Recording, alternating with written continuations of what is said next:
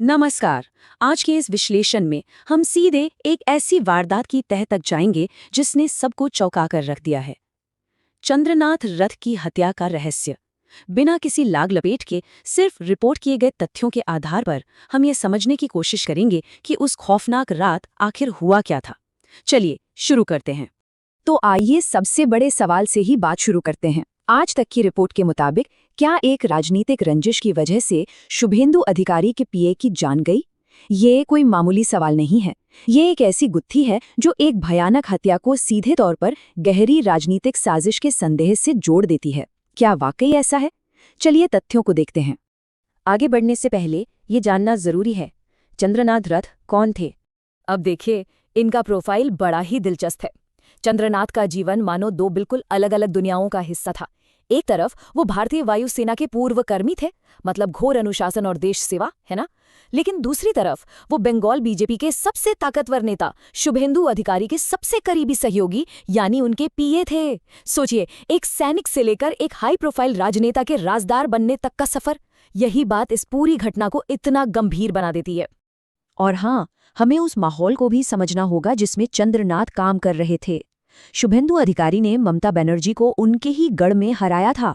ये कोई छोटी बात नहीं है। राजनीति के सबसे बड़े और तनावपूर्ण युद्ध के मैदान में चंद्रनाथ का पद सच में बहुत संवेदनशील था। हर दिन एक नया दबाव, एक नया हाई स्टेक्स गेम।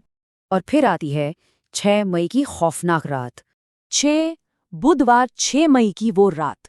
बिल्कुल, यही वो तारीख है जब इस भयानक वारदात का खौफनाक खेल शुरू हुआ। ये कोई आम रात नहीं थी। ये एक ऐसी रात थी जिसने राज्य की राजनीति और अपराध दोनों दुनिया में सनसनी फैलाकर रख दी।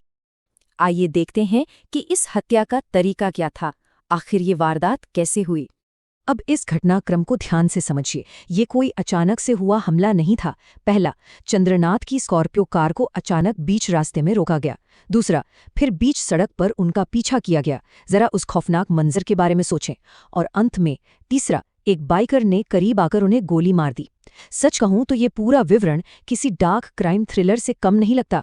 तो सबसे अहम बात जो सामने आती है वो ये है कि उन्हें बीच सड़क पर गोलियों से छलनी कर दिया गया।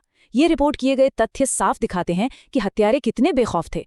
मतलब बीच सड़क पर इस तरह का क्रूर हमला। इससे एक बात तो साफ है, हमलावरों के मन में कानून का कोई डर नहीं था। उनका सिर्फ एक ही मकसद था, इस वारदात को हर हाल में अंजाम देना।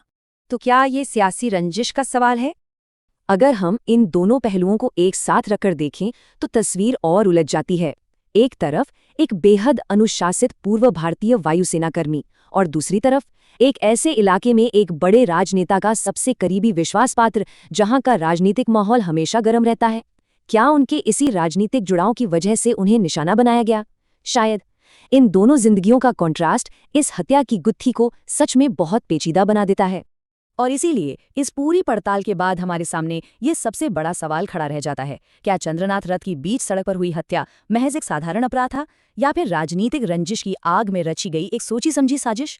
जो तथ्य हमने आज देखे हैं वो इस अनसुलझे रहस्य को और भी गहरा कर देते हैं। पर्दे के पीछे आखिर क्या चल रहा है, सोचने वाली बात है ना। खैर, आज की इस चर्चा में हमारे साथ जुड़ने के लिए धन्यवाद।